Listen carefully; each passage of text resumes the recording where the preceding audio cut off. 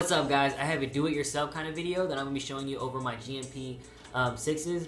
So pretty much in this do-it-yourself video, I'm going to be showing you how to shrink wrap your shoes. It's pretty simple, pretty easy process. A lot of people use saran wrap. I remember when I first started collecting shoes, I used to use saran wrap, but that doesn't really work. Shrink wrapping it is the best way to do it. So it's going to come out pretty much like this pair of GMP 6s I did on this side.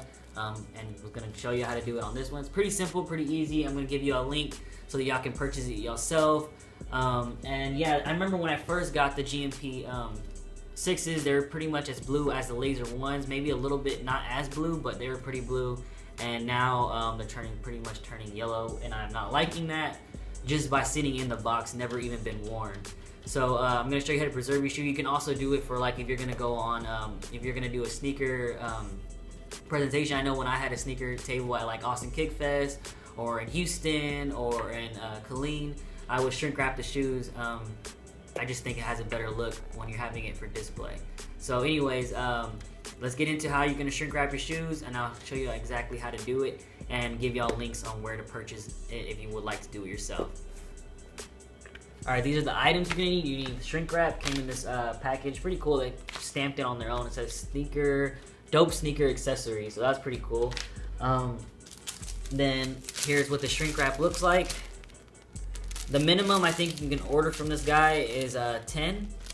So just pretty much simple, the shape of the shoe, shrink wrap.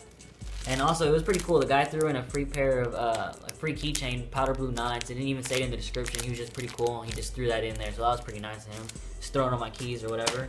Then you're gonna need a blow dryer.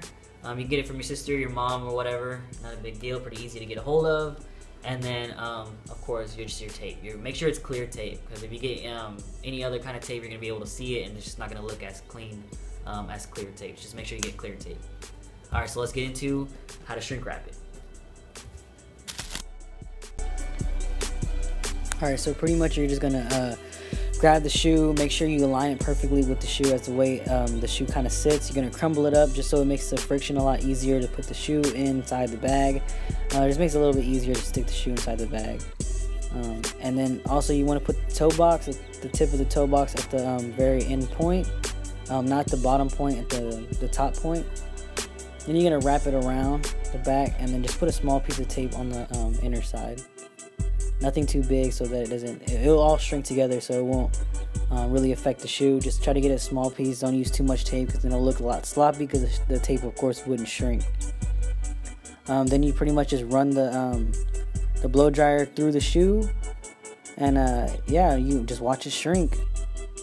Try not to keep the blow dryer in one spot too much, because then it will start to like melt the shrink wrap, but just keep it moving around and you'll see it start to go down. You try to want to get all the little bubbles out, because any kind of like little bubbles in there will kind of like start leaking air inside, and then just pretty much pointless, the wrap.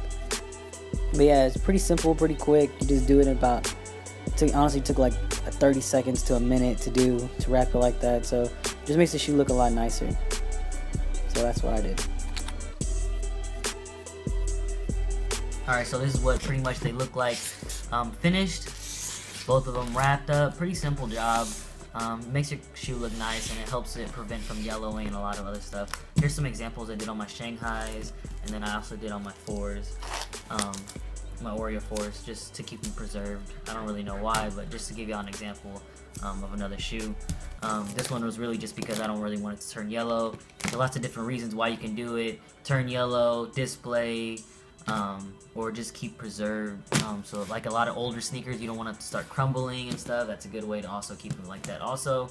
But also make sure whenever you're doing it, you want to fold inside and not outside, because if you fold it outside, you'll see like a big block of tape, as you see like right here, and you'd rather fold it inside so that way the tape is not visible from whenever it's displayed this way, or whenever you just have it sitting in the box. You just don't want to see like a big blotch of tape. It just makes it look a lot sloppier. Like same how you see how this tape is just blotchy right here. This doesn't look as clean as this side does, where it's just pretty much clean cut all the way around the shoe. So yeah, just make sure whenever you fold it inside and not outside. That's also a good tip. Also, I bought a pair of a while back, like when the Concord lows dropped. I did this.